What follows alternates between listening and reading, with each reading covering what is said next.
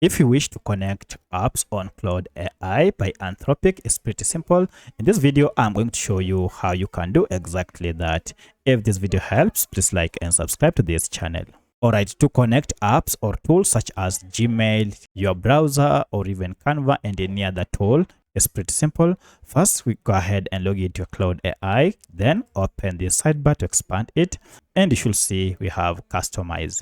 If you click on Customize, now we have here an option to connect your apps or create new skills. So I'll go ahead and choose Connect Apps. You're told if you choose this, you will let Claude read and write to other tools you already use. So this is one way to work across other platforms or to make Claude collaborate and interact with other platforms. As you can see here, we have so many tools that we can integrate or connect to Claude.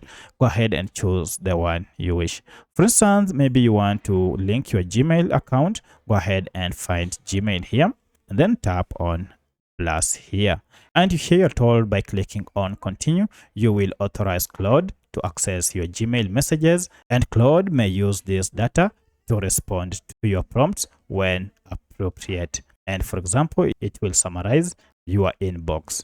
However, you retain the control of your Gmail data at all times. Now to link the two, go ahead and click on continue. Choose the email address you wish to link and tap on continue. And here you have to give access for Claude to view your email messages and settings, and then manage drafts and even send emails. So I'll check the two boxes before I can click on continue. And by clicking on that, now here my Claude account is connected to my Gmail. I can therefore proceed and ask Claude to draft any email and send to any of my email, or even go to my Gmail account and respond to any email that I have received. So that's how you can connect tools or apps on Claude. If you have any other question, kindly let me know in the comment section. Otherwise, thanks for watching and let's meet in the next video.